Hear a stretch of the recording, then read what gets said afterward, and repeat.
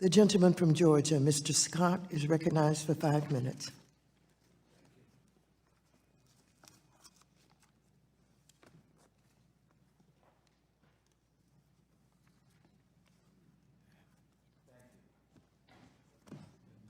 Thank you very much. This is an extraordinary hearing, but I do want to make a couple of points starting out. And one is that this is an issue that's going to require a massive infusion of financial resources. And that is the one major thing that Chair Lady Waters has in her bill. It's going to take at least $13 billion. Then we know we are serious. Secondly, private investors can't do this alone without the help of federal financial resources. That will be incorporated in her bill, but also in the CBDG, Community Development Block Grants. So we on both sides of the aisle need to have what I affectionately refer to as a serious financial Jesus come to us moment. The tears, the emotion that this young man has expressed says it all. And I hope that every single one of us will stop this business about blue states and red states. We're all American states. And the American people are crying out to say, Congress, get your act together and let's solve this problem. But let me just ask you, if I may.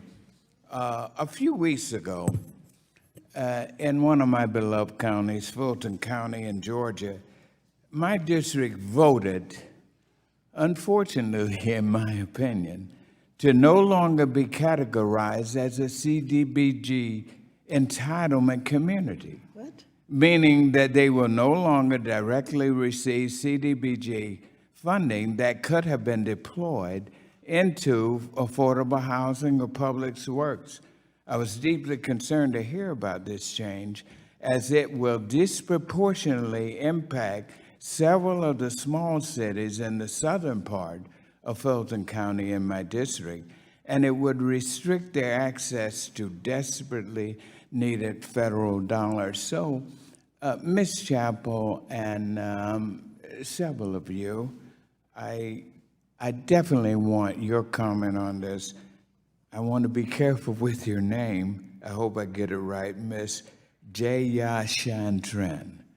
I'd like for you two to weigh in and give us a little help on if you can describe the role that the CDBG program will play in combating homelessness and providing affordable housing stock, and how would a sudden decrease of the loss of this CDBG funding impact a community like Fulton County in my district in Georgia, their ability to provide needed service and the money?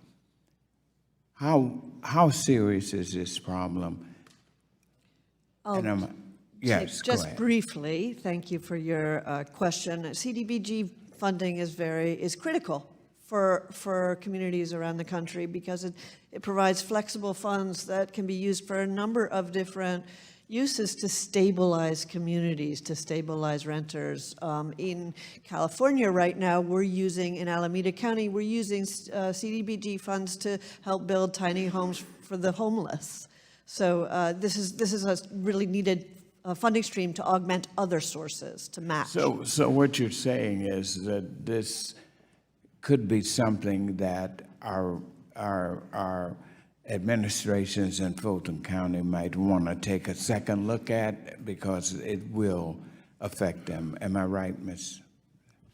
You're correct. Good. CDBG has been one of the strongest sources of support for creating new supply and preserving affordable housing. We at NHT have used it as a source of funds as we preserve affordable housing, one of the capital sources in the stack of financing.